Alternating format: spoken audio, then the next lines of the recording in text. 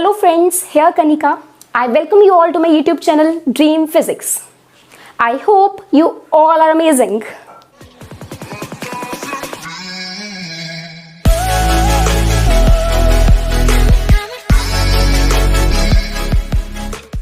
तो हमने स्टार्ट किया था फिजिकल वर्ल्ड के अंदर अपना नेक्स्ट टॉपिक मेजरमेंट्स का, तो आज उसकी ही कंटिन्यूशन है। इसको पढ़ने से पहले आई रिकमेंड कि आप हमारा पिछले लेक्चर मेजरमेंट की, जिसमें हमने इंपॉर्टेंस वगैरह और यूनिट क्या होता है उसके बारे में बताया, तो उसके बाद हम स्टार्ट करते हैं आज का next topic system of units. फटाफट से स्टार्ट करते हैं। हमारे पास 3 सिस्टम होते हैं यूनिट्स के। कौन कौन से? FPS system, CGS system and MKS system. FPS, CGS, MKS क्या है ये? Let's see that. FPS system क्या है? हमें पता है, हमारे पास, हमने पिछले लेक्चर में पढ़ा था कि हमारे पास 3 फंडामेंटल फिजिकल क्वांटिटीज होती हैं। कौन कौन सी? Length, mass and time. Okay, अब इन 3 फिजिकल क्वांटिटीज के यूनिट्स हैं। अगर ये यूनिट होंगे, ओके, तो हमारा वो एफपीएस सिस्टम ऑफ यूनिट बन जाएगा। अगर ये 3 यूनिट होंगे इन 3 फंडामेंटल क्वांटिटीज के, तो सीजीएस सिस्टम बन जाएगा। अगर ये 3 यूनिट होंगे तो वो बन जाएगा MKS system. Okay, FPS system को एफपीएस क्यों कहते हैं? क्योंकि इसमें लेंथ के यूनिट होते हैं फुट, मास के यूनिट होते हैं पाउंड एंड टाइम के यूनिट होते हैं सेकेंड्स। ओके, नेक्स्ट, सीजीएस को सीजीएस क्यों कहते हैं? क्योंकि इसके अंदर लेंथ के यूनिट होते हैं सेंटीमीटर, मास के यूनिट होते हैं ग्राम, टाइम के यूनिट होते हैं सेकेंड्स। उसी तरह से इसका साथी एमकेएस सिस्टम। इसको एमकेएस क्यों कहा? लेंथ की यूनिट है मीटर, एम फॉर मीटर, मास की यूनिट है के for kilogram and S for seconds. MKS system, CGS system and FPS system. हाँ जी, अगर हम इन 3 क्वांटिटीज के साथ, लेंथ, मास और टाइम के साथ, कई बार हम करंट को भी फंडामेंटल क्वांटिटी मान लेते हैं, तो लेंथ, मास, टाइम और करंट को भी फंडामेंटल क्वांटिटी मान लें, और करंट के यूनिट होता है एम्पियर। ओके, तो ये जो एमकेएस सिस्टम है वो बन जाता है एमकेएसए, मींस मास किलोग्राम सेकंड एम्पियर। ओके, अगर मैं करंट की बजाय चार्ज को एक फंडामेंटल क्वांटिटी मान लूं, फिजिकल क्वांटिटी मान लूं, और चार्ज के यूनिट हमें पता है क्या होते हैं? कूलम्ब। कूलम्ब, इसको हम सी से रिप्रेजेंट करते हैं, तो ये एमकेएस सिस्टम बन जाता है एमकेएसक्यू। क्यू हियर रिप्रेजेंट्स चार्ज, जिसके यूनिट हमारे पास क्या है? Coulomb. A here in MKS represents current, जिसकी यूनिट हमारे पास क्या है? एम्पियर। Getting my point? तो ये हमारे पास 3 सिस्टम्स ऑफ यूनिट है। इसके अलावा अब हमारे पास क्या है?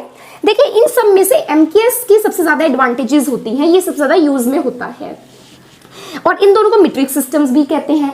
क्यों मीट्रिक सिस्टम कहते हैं? थोड़ी देर में आने के बाद हमें पता चल जाएगा। ओके, उसके ये हमारे मीट्रिक सिस्टम्स हैं। उसके बाद देखिए, उसके बाद हम मीट्रिक सिस्टम का वैसे क्या मतलब होता है मैं बता देती हूँ थोड़ा सा। मीट्रिक सिस्टम का मतलब है कि अगर मुझे मीटर है, ठीक है, इसके जो इंटरवल्स हैं और सब इंटरवल्स हैं वो 10 की पावर में होते हैं। अगर डेसीमीटर का मतलब 10 टू पावर -1 मीटर। ओके, तो उसके बाद हमारे पास एमकेएस की ज्यादा एडवांटेजेस होती हैं। इसलिए भी होती है एमकेएस की एडवांटेजेस बिकॉज एमकेएस से सीजीएस में कन्वर्जन बहुत ईजी होता है। अब मैं आपको कोई, आपके पास 4 मीटर है तो आपको 400 सेंटीमीटर हो गया, मीटर से सेंटीमीटर में कन्वर्जन इजी। इसमें आपको पॉइंटों में जाना पड़ेगा। आपके पास 4 सेंटीमीटर है तो आपके पास 0.04 मीटर है, तो ये थोड़ा डिफिकल्ट होता है। यहाँ पे आपको सिर्फ 100 से मल्टीप्लाई करना है, because 1 metre is equals to 100 centimetre. ऐसे यहाँ पे 1 kilogram is equals to 1000 gram, तो आपके पास 5 किलो है, तो इसका मतलब 5000 ग्राम है। फटाफट से कन्वर्जन होगी 1000 से मल्टीप्लाई करके। यहाँ पे डिवाइड करना पड़ेगा, वो चीज डिफिकल्ट हो जाती है। सो एमकेएस से सीजीएस में कन्वर्जन बहुत इजी होती है, इसलिए एमकेएस की ये इसकी एक स्पेशल पॉइंट है इसके पास। ओके, तो अब हम नेक्स्ट पढ़ते हैं international system of units. MKS की भी फर्दर मॉडिफिकेशन की गई और बनाया गया इंटरनेशनल सिस्टम ऑफ यूनिट। तो इंटरनेशनल सिस्टम ऑफ यूनिट, इसको ऐसे यूनिट भी कहते हैं। एमकेएस हमारे लिए बेनिफिशियल है, बट एमकेएस की फर्दर मॉडिफिकेशन की गई, उसको और अच्छा बनाया गया ताकि वो इंटरनेशनल लेवल पे यूज हो जाए। उस सिस्टम को कहा गया इंटरनेशनल सिस्टम ऑफ यूनिट्स। जहां एमकेएस सिस्टम के अंदर हमारे पास 3 फंडामेंटल क्वांटिटीज के 3 फंडामेंटल यूनिट्स थे, उसको और अच्छा बनाने के लिए हमने क्या कर दिया, इस सिस्टम के अंदर हमारे पास 7 फंडामेंटल यूनिट्स हैं और 2 सप्लीमेंट्री यूनिट्स हैं। उसके बाद हमारे पास आता है it is internationally accepted. Internationally accepted मतलब इंटरनेशनल लेवल पे एक्सेप्ट होता है। इससे क्या है, इसके क्या इंपॉर्टेंस है, ये इससे क्या चीज अच्छी हुई? देखिए ट्रेड बढ़ गया कंट्रीज के बीच में, जितना ज्यादा कॉमन, हम भी जो कॉमन मेजरमेंट की यूनिट्स यूज कर रहे हैं वो भी वो कॉमन मेजरमेंट की यूनिट्स यूज कर रहे हैं। ओके अगर मैं मास को कह रही हूँ इतना किलो सामान हमने भेजना है ऑस्ट्रेलिया, तो वो भी कह रहे इतना किलो आया, तो कितनी ट्रेड बढ़ गई, कम्युनिकेशन ईजी हो गया। सेकंड, जब एक देश का साइंटिस्ट रिसर्च कर रहा है और अपने डॉक्यूमेंट्स को दूसरे देश में भेज रहा है, सेम मेजर, वो भी वो यूनिट समझ रहा है, ये भी यूनिट समझ रहा है, क्योंकि फिजिक्स में मैथमेटिक्स इन्वॉल्व है। फिजिक्स में मैंने आपको पहले भी बताया कि आप कोई भी फिजिकल क्वांटिटी पढ़ रहे हो, उस फिजिकल क्वांटिटी का आपको मेजरमेंट लेनी पड़ती है, उसकी हजारों चीजों की मेजरमेंट आप लोगे। ओके तो जो साइंटिस्ट यहां पर जो यूनिट में अपने डेरिवेशन में यूनिट्स यूज कर रहा है वही दूसरे देश का कर रहा है, तो इजी हो गया ना कम्युनिकेशन उनके बीच का भी। इसलिए ये हमारे पास इंपॉर्टेंट है because it is internationally accepted. Okay ये हमारा एमके सिस्टम की थोड़ा सा एडवांस में है, इसलिए हम इसको रैशनलाइज्ड एमके सिस्टम भी कहते हैं। ओके और ये कब डेवलप हुई थी? It was developed and recommended by the general conference in 1971, general conference on weights and measures. इस कॉन्फ्रेंस में 1971 में इट वाज डेवलप्ड। ठीक है, तो हमने क्या पढ़ा? 3 सिस्टम्स होते हैं हमारे पास, FPS, CGS, MKS. MKS is used but उसको भी हमने एक एडवांसमेंट दे दी और बना दिया अपने rationalised MK system, that is international system of units. It is internationally accepted, 1971 में it was recommended and it consist of very important 7 fundamental units and 2 complementary units. तो नेक्स्ट हमारे पास आता है what are the advantages of SI system, international system of units. सबसे पहले देखिए क्या क्या इसकी खासियत है। हम इसका रिश्ता देखने आए और हम पूछ रहे हैं कि इस लड़की में क्या खासियत है। ओके चलो देखते हैं, अगर कोई कमी हुई हम रिजेक्ट कर देंगे। ओके देखिए advantages of SI system of unit, क्या एडवांटेजेस हैं? सबसे पहले इट इज कोहेरेंट। फटाफट देखते हैं, बहुत इजी, बहुत बेसिक सा लेक्चर आज का, तो speed up. It is coherent. Coherent का मतलब क्या होता है? It is based on some fundamental system of unit. It has 7 fundamental units और वो फंडामेंटल यूनिट्स का यूज करके हम बाकी सारी फिजिकल क्वांटिटीज की यूनिट्स को डिराइव कर सकते हैं। So it is coherent in nature. Second, it is rational. Rational का क्या मतलब है? 1 यूनिट, सिंपल फॉर्मूला है इसका, 1 यूनिट टू 1 फिजिकल क्वांटिटी। मतलब ये जो है, जिस लड़की को हम देखने आए, वो कहते हैं शादी के बाद 1 chapati to 1 person. Okay jokes apart, इसका मतलब क्या है? It is rational means 1 unit to 1 physical quantity. एक फिजिकल क्वांटिटी एनर्जी तो उसकी जाउली है, बल्कि अगर हम एमकेएस की बात करें, जो एमकेएस वाली लड़की थी ना, उसमें ये कमी थी। क्या कमी थी? कि वो क्या करती है, वो एनर्जी को जाउल भी दे देती है, किलोवाट भी दे देती है, वो एनर्जी को कैलोरीज भी दे देती है। 1 calories 4.2 joule and 1 watt hour is 3600 joule. ये कन्वर्जन्स हो गई। ठीक है, उसमें एक एनर्जी की कितनी सारी यूनिट्स हो गई? Joule, kilowatt and watt hour, kilowatt hour and calorie. ठीक है जी, पर ये क्या करती है? ये कहती है कि एक फिजिकल क्वांटिटी 1 यूनिट मिलेगी। ओके नेक्स्ट, जैसे फोर्स की न्यूटन, एनर्जी की जाउल। एनर्जी को और कोई नहीं, जाउली कंसीडर होती है इस सिस्टम में। नेक्स्ट हमारे पास आता है कि ये मैंने क्या लिखा है, ए वी, और ये क्या साइन पाया है, देखिए जरा। ये क्या कह रहा है? इसमें जो हमारे पास डिफरेंट क्वांटिटीज हैं, फॉर एग्जांपल करंट की यूनिट्स होते हैं एम्पियर, वोल्टेज, पोटेंशियल डिफरेंस हम आगे जाके पढ़ेंगे इसको डिटेल में। वोल्टेज के यूनिट्स होते हैं वोल्ट, इसको वी से रिप्रेजेंट करते हैं। रेसिस्टेंस के यूनिट्स होते हैं ओम, OHM, ओम साइंटिस्ट के नाम पे है, और इसको इस तरह से बल्ब सा बना के ऐसे इसको रिप्रेजेंट किया जाता है। ओके तो ये जो हमारे पास बाकी हमारे कैपेसिटेंस के होते हैं, फैराडे, इंडक्टेंस के भी होते हैं, हेनरी, तो ये सब हम यूज करते हैं प्रैक्टिकली। मतलब इसके अंदर ये जो यूनिट्स हमें दे रहा है वो प्रैक्टिकली भी हम यही यूनिट्स यूज करते हैं। सो प्रैक्टिकल यूज के लिए भी ये सिस्टम हमारा क्या है, बिल्कुल सुटेबल प्रैक्टिकल यूज के लिए। ओके नेक्स्ट हमारे पास आता है एब्सोल्यूट सिस्टम ऑफ यूनिट है। एब्सोल्यूट सिस्टम ऑफ यूनिट क्या होता है? जिसमें जिस यूनिट के कन्वर्जेंस में स्मॉल g फैक्टर ना इंक्लूडेड हो। समझ आ गई मेरी बात? इसमें हमें पता है कि फोर्स की यूनिट है न्यूटन, तो कोई स्मॉल जी यहाँ पर क्या है, acceleration due to gravity. It is 9.8 metre per second square on the surface of earth. तो इसमें यूनिट्स में सिंपल यूनिट्स है, कोई भी जी फैक्टर इंक्लूडेड नहीं है। फटाफट से रिवाइज करो, कोहेरेंट है, based on certain set of fundamental units and other units can be derived from it.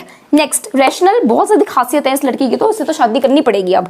Rational unit हो गया हमारे पास 1 to 1, मतलब 1 unit for 1 physical quantity and it doesn't involve the use of the ji factor, so it is absolute unit. And ये जो हमें unit provide करता है उसको हम प्रैक्टिकली भी यूज करते हैं, for practical purpose it is also used. हमारा एक बहुत इंपॉर्टेंट एडवांटेज है एसआई सिस्टम ऑफ यूनिट का कि it is a metric system of unit. Metric system का मतलब क्या होता है, आइए देखिए। मीट्रिक, ओके, क्या मतलब है वो कि ये कहता है कि अगर मान लो मेरे पास, मैं लेंथ मेजर कर रही हूँ किसी चीज की और वो बहुत छोटी है, वो है 6 × 10⁻⁻6 मीटर, ओके, तो मैं ये बोलने के बजाय ना कि 6 × 10⁻⁻6 मीटर, मैं क्या बोल दूंगी कि मुझे पता है कि 10⁻⁻6 मीटर को हम क्या कहते हैं, माइक्रो। तो इसका मतलब मैं इसको सिंपल बोल दूंगी 6 माइक्रोमीटर।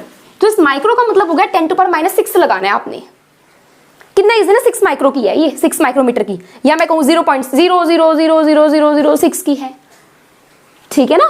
तो इस तरह से ये मतलब इसके जो इंटरवल, सब इंटरवल्स हैं उसको हम 10 की पावर में रिप्रेजेंट कर सकते हैं, और वो 10 की पावर को हमने नाम दे दिया। जैसे मेरे पास है 6 या 3 × 10⁻⁻12 मीटर, तो इतना 0.000 बोलने ये यूज होता है हमारे पास, सिंप्लिसिटी बढ़ा देता है ये, ठीक है। Okay, next. तो अगर मेरे पास 10⁻⁻1 है उसको हम फटाफट से करते हैं। 10⁻⁻1 है तो उसको हम बोलेंगे डेसी, डी से रिप्रेजेंट करते हैं। 10⁻⁻2 सेंटी, सी से रिप्रेजेंट करो। 10⁻⁻3 मिली, कौन मिली, ठीक है। 10⁻⁻3 मिली, एम से रिप्रेजेंट करते हैं। 10⁻⁻6 माइक्रो। 10⁻⁻9 नैनो। 10⁻⁻12 पिको। 10⁻⁻15 फेम्टो। 10⁻⁻18 एटो, एटो, ठीक है। पिको, पिको चुन्नी पिको, वो नहीं, ओके। तो इसका मतलब हमारे पास क्या है, इन अदर वर्ड्स हम ये बोल सकते हैं अगर मेरे पास कोई डिस्टेंस है वो है 3 × 10⁻⁻12 मीटर, तो मैं 3 × 10⁻12 बोलने के बजाय सीधा स्पष्ट उनके मुंह पे क्या बोलूंगी कि भाई 3 × 10⁻12 नहीं है, ये क्या है, ये है 3 10⁻12 क्या होता है, पिको, इट इज 3 पिकोमीटर। सो ये इसका एडवांटेज होता है। जैसे हमने सब इंटरवल्स के नाम दे दिए, हम अगर 10⁻1 है, 10⁻2 है, मतलब अगर उसके इंटरवल्स हैं बड़े वाले, अगर बहुत ज्यादा लेंथ है 6 × 10⁻6 है मीटर, तो 6000000 बोलने की बजाय मैं क्या बोल दूंगी इसको, अभी हम देखते हैं कि 10 की पावर पॉजिटिव पावर्स, मतलब इसके इंटरवल्स को हम क्या क्या उनकी नोटेशन हमने यहाँ पर दी हुई है। तो अगर मेरे पास 10 की पॉजिटिव पावर्स है, मतलब लेंथ या डिस्टेंस जो मेजर करें वो बहुत बड़ा है, तो उसको सिंप्लिसिटी के लिए हम कैसे रिप्रेजेंट कर सकते हैं। अगर 10⁻1 है तो deca, 10⁻2 hecto, kilo means 10⁻3, mega, mega बारिश वो वाला मेगा नहीं, mega means 10⁻6, giga means 10⁻9, tetra means 10⁻12, पिता, पिता नहीं है ये, peta, peta means 10⁻15 and exa means 10⁻18।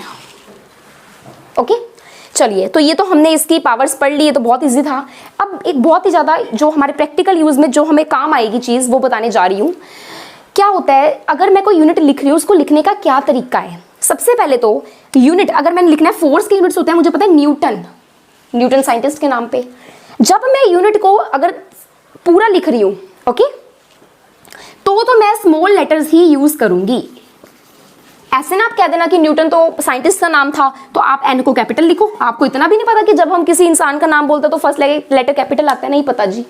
क्यों? क्योंकि ये नोटेशन बनी हुई है कि चाहे वो हमारा साइंटिस्ट के नाम पर है, चाहे वो साइंटिस्ट मीटर, वो कोई साइंटिस्ट का नाम तो नहीं है ना, ओके, चाहे वो साइंटिस्ट के नाम पर है, चाहे वो साइंटिस्ट के नाम पर नहीं है, आप अगर उसको पूरा, अगर मैं मीटर को पूरा लिख रही हूँ, ओके, तो मैं इसको सारे के सारे स्मॉल लेटर्स में लिखूंगी और फर्स्ट लेटर भी हमारा स्मॉल होगा, तो न्यूटन का एन भी स्मॉल होगा। पर अगर मैं साइंटिस्ट के नाम वाला जो हमारा यूनिट है उसको मैं पूरा नहीं लिखकर सिर्फ एन लिखना है, एन फॉर न्यूटन, ठीक है, तब मुझे वो बड़ा लिखना है, तब मुझे वो बड़ा लिखना है। आप फिर ऐसे भी कहोगे कि अगर मीटर का आपने सिर्फ एम लिखना है तो आप वो भी बड़ा लिखो, नहीं, ये चीज सिर्फ साइंटिस्ट के नाम पर एप्लीकेबल होती है। मतलब अगर मैं मीटर लिखूंगी तो मैं स्मॉल एम ही लिखूंगी। कहने का मतलब है कि दो तरह के यूनिट्स हैं, एक जो साइंटिस्ट के नाम पर है, एक जो नहीं है। जो साइंटिस्ट के नाम पर है, जब आप उनको पूरा लिखोगे तो आपने कोई भी लेटर कैपिटल नहीं लिखना। दूसरी बात, जो आपके साइंटिस्ट के नाम पर नहीं है उनके लिए भी चीज एप्लीकेबल है कि जब पूरा लिखोगे तो आपने कोई भी लेटर बड़ा नहीं लिखना। सेकेंड पॉइंट, जब साइंटिस्ट के नाम वाला यूनिट है, अगर आप उसका सिर्फ फर्स्ट लेटर लिख रहे हो तो आपको कैपिटल करना है, बट अगर साइंटिस्ट के नाम वाला नहीं है तो आप फर्स्ट लेटर लिख रहे हो तो आपको स्मॉल ही लिखना है। सेकंड्स है तो आप उसको अगर पूरा सेकंड लिख रहे हो तो वो तो हमारा स्मॉल में ही आएगा, फर्स्ट लेटर भी स्मॉल। बट अगर आप सेकंड का सिर्फ एस लिख रहे हो और सेकंड किसी साइंटिस्ट का नाम नहीं है तो भी आपको स्मॉल ही लिखना होगा। ठीक, पॉइंट समझ आ गया। नेक्स्ट देखिए, सेकेंड पॉइंट आता है हमारे पास कि आप जैसे लिख रहे हो सेंटीमीटर क्यूब, वॉल्यूम का यूनिट होता है लेंथ क्यूब या मीटर। जैसे देखिए वॉल्यूम है, it is not a fundamental quantity, it is length का क्यूब। सो लेंथ के यूनिट्स होते हैं सेंटीमीटर का क्यूब या मीटर का क्यूब, जो भी आप यूज कर रहे हो, या किलोमीटर का क्यूब। ओके, तो अब ऐसे नहीं लिखोगे, मतलब डॉट बीच में कोई नहीं डालोगे, मतलब सेंटीमीटर लिखना है तो ऐसे नहीं लिखना, कोई भी नोटेशन बीच में यूनिट के नहीं आती। ओके, नेक्स्ट पॉइंट देखिए। नेक्स्ट पॉइंट पे अगर आप लिख रहे हो, जैसे आप यहां पर कह रहे हो कि ये डिस्टेंस जो है वो 7 मीटर्स है, ठीक है जी, आपने सिर्फ मीटर का m लिखना है, और हमें पता है कि हम हमेशा स्मॉल m लिखते हैं क्योंकि मीटर साइंटिस्ट के नाम पर नहीं बेस्ड। तो आप ऐसे नहीं लिखोगे मीटर्स कि 7 मीटर्स है तो प्लूरल के लिए s डालना है, नहीं, आप 7 मीटर ही बोलोगे मीटर्स, बट आप नोटेशन जो यूनिट की नोटेशन उसमें s नहीं लिखते, प्लूरल का s इसमें कंसीडर नहीं होता। तो ये हमारे पास कुछ मेथड्स हैं या कुछ पॉइंट्स है कि हमें यूनिट्स को कैसे लिखना होता है। तो आइए चलिए अब हम कंसीडर करते हैं कुछ 2-3 इंपॉर्टेंट से इजी से न्यूमेरिकल्स, और फिर हमारा मेजरमेंट वाला चैप्टर विल बी खलास। चलिए तो अब हम लेते हैं कुछ 1-2 न्यूमेरिकल्स जो कि बहुत इजी है, बाकी आप ट्राई करना, बाकी न्यूमेरिकल्स भी कोई भी डाउट आता है कमेंट सेक्शन में you can ask me freely. देखिए किस तरह के न्यूमेरिकल्स आते हैं। अब वो कह रहा है कि 0.5 ग्राम पर सेंटीमीटर क्यूब डेंसिटी के यूनिट्स होते हैं ये। Okay, mass upon volume is density ना, तो मास के ग्राम हो गए, वॉल्यूम के सेंटीमीटर क्यूब हो गए। तो 0.5 ग्राम सेंटीमीटर क्यूब को एसआई में कन्वर्ट करो। एसआई में ये है 0.5, आप क्या करो, सबसे पहले यहां लिख लो ग्राम, अपॉन में लिख लो सेंटीमीटर क्यूब, इस तरह से लिख लिया आपने सबसे पहले। फिर आपको पता है कि यहां पर मास होता है किलोग्राम, ठीक है, और सेंटीमीटर होता है मीटर। तो अब आपको पता है कि 1 ग्राम के अंदर 10⁻³ किलोग्राम होते हैं, तो ग्राम की जगह मैंने क्या लिख दिया 10⁻³ किलोग्राम। 1 सेंटीमीटर होता है 10⁻² मीटर, तो 1 सेंटीमीटर 10⁻² मीटर, 1 सेंटीमीटर का होल क्यूब। ये बन जाएगा 0.5 × 10⁻³ डिवाइडेड बाय 10⁻⁻6, ये यूनिट्स अलग कर दो, किलोग्राम पर मीटर क्यूब। इसको सॉल्व करो, ये अराउंड 500 आएगा answer, because it is 10⁻³ 0.5 × 10⁻³ is 500, तो ये बन गया 500 किलोग्राम पर मीटर क्यूब। मतलब आपने क्या करा, आपने न्यूमेरिकल वैल्यू को ऐसे लिखा, जो यूनिट थी उसको आपने कन्वर्ट करते करते लिख दिया, बाकी न्यूमेरिकल वैल्यू को अलग कर लिया, यूनिट को अलग कर लिया, हो गया आपके पास ये एसआई में। नेक्स्ट देखिए, अब ये उल्टा मांग रहा है कि 1 किलोमीटर पर आवर को सेंटीमीटर पर सेकेंड में कन्वर्ट करो, sorry 1 kilometre per hour square को सेंटीमीटर पर सेकेंड में कन्वर्ट करो। तो आप इसको लिख लो ऐसे, 1 किलोमीटर अपॉन आर का स्क्वायर, सेंटीमीटर 1 किलोमीटर मतलब 1 किलोमीटर मतलब 10⁻³ मीटर, और 1 मीटर मतलब 10⁻² सेंटीमीटर। तो ये आ गया हमारा, मतलब 1 किलोमीटर इज 10⁻5 सेंटीमीटर। कैसे करा, 1 किलोमीटर इज 10⁻³ मीटर, एंड यहां पे मीटर की जगह क्या कर दो 10⁻³ एज इट इज, मीटर की जगह 10⁻² सेंटीमीटर, तो ये बन गया 10⁻5 centimetres. Or 1 hour is 3600 second, क्योंकि 1 hour is 60 minute and 1 minute is 60 second, तो 1 hour is 60 × 60 seconds, that means 3600 seconds. तो आर स्क्वायर है मतलब 3600 सेकेंड का स्क्वायर, तो ये बन जाएगा 10⁻5 सेंटीमीटर ओवर 3600 का स्क्वायर पर सेकेंड स्क्वायर। तो 10⁻5 डिवाइडेड बाय 3600, आपको आप इसको सॉल्व करोगे 0.00, अभी मैंने करके देखा था, तो आप इसको सॉल्व करके न्यूमेरिकली देख लेना, तो ये आपके पास आ गया सेंटीमीटर पर सेकेंड स्क्वायर में आंसर। तो इस तरह से आपने क्या करना है, अगर एक यूनिट से दूसरी यूनिट में कन्वर्ट करना है, तो जो आपको वैल्यू दी हुई है उसको एज इट इज रखो, बाकी आप इनको कन्वर्ट करते रहो। ओके, नेक्स्ट, अब वो यहाँ पर क्वेश्चन कह रहा है how much longer a millisecond than a microsecond. हमें अभी मैंने आपको डेसिमल मीट्रिक के बारे में बताया था, मिली का मतलब होता है 10⁻³ सेकेंड्स, और ये हो गया मिली। माइक्रो का मतलब होता है बच्चों 10⁻⁻6 सेकेंड। ओके, तो अब वो कह रहा है कितना बड़ा है मिली सेकेंड एक माइक्रो से, तो आप क्या करो, इन दोनों का रेशियो ले लो, मिली ओवर माइक्रो। मिली है 10⁻³ माइक्रो है 10⁻⁶, डिवाइड करो, यह आ जाएगा 10⁻³ ऊपर गया 10⁻3, तो मिली अपॉन माइक्रो इज 10⁻3, माइक्रो को उधर लेकर जाएंगे तो मिली इज 10⁻3 टाइम्स माइक्रो, तो इसका मतलब क्या है, मिली 10⁻3 टाइम्स गुना ज्यादा है माइक्रो से, तो यहाँ पे 10⁻3 इज द आंसर। ओके तो इस तरह के बेसिक न्यूमेरिकल्स आप अपनी बुक में से जो भी रेफरेंस बुक आप कंसीडर करो उसमें से ट्राई करते रहो। स्टार्टिंग से ही न्यूमेरिकल्स पे अगर लगे रहे तो बहुत अच्छी स्पीड आपकी बन जाएगी। आई होप सो कि आपको ये मेजरमेंट का 2 लेक्चर में हमने कवर किया है टॉपिक समझ आया होगा। फिजिकल वर्ल्ड से रिलेटेड आगे वाले टॉपिक्स हम नेक्स्ट वीडियो लेक्चर्स में कवर करेंगे। और अगर आपको लगता है कि आपने कुछ नया सीखा यहाँ पर तो लाइक एंड सब्सक्राइब करना मत भूलिएगा। Thank you.